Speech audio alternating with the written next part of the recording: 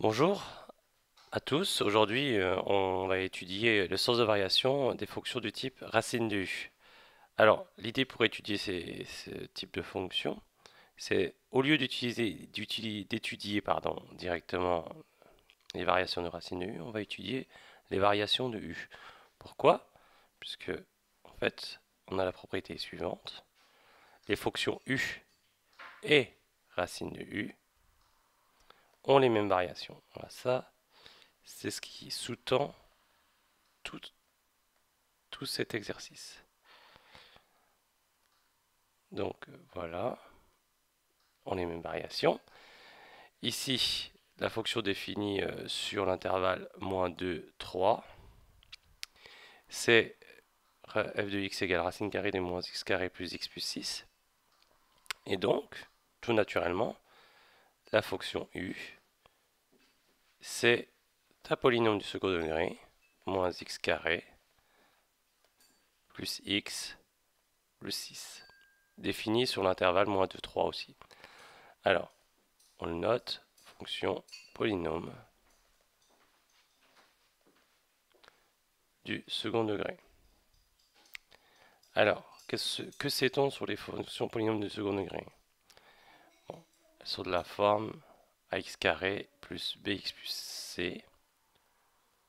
On se souvient que les variations de ce type de fonction sont entièrement déterminées par le signe du coefficient dominant de a.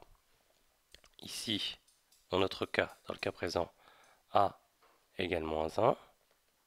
Oui, a égale moins 1 x carré. Et il est donc négatif. Donc cette fonction polynôme de second degré, la fonction u, sera croissante puis décroissante. Hein.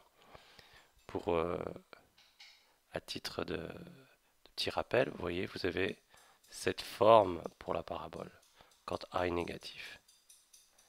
Alors que vous avez, quand a est positif, vous avez une forme de u.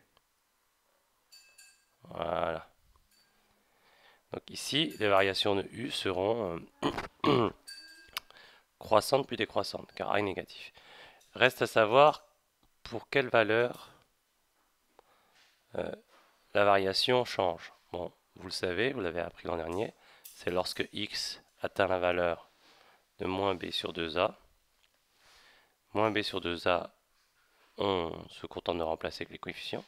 B vaut 1, donc moins 1. A est égal à moins 1, donc 2 fois moins 1, moins 2, 1 demi. Donc maintenant, on peut tracer le tableau de variation. Alors ce que je vais faire pour gagner du temps, c'est que je vais faire un tableau de variation pour les deux fonctions, pour u et racine de u, autrement dit f. Donc voilà, la fonction est définie de moins 2 à 3.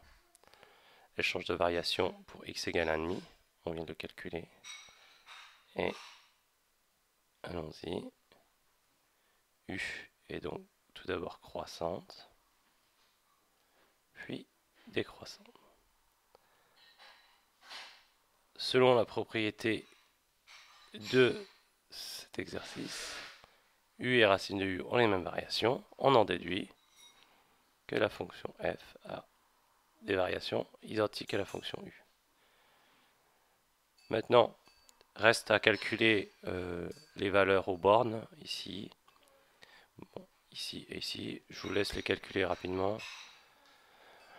Je les ai calculés précédemment. On trouve 0, ici 25 quarts, ici 0. Ce qui donne pour la fonction f qui est égale à racine de u, racine de 0, 0, racine de 25 quarts, 5 demi, ça tombe bien, ça tombe juste, et racine de 0, 0. Voilà ce qui termine l'exercice. Somme toute, un exercice assez simple. La seule propriété utilisée, c'est u et racine de u ont les mêmes variations. Du moment qu'on peut connaître les variations de la fonction u, la fonction sous la racine carrée, on peut déterminer les variations de f. Voilà, c'est tout pour cet exercice.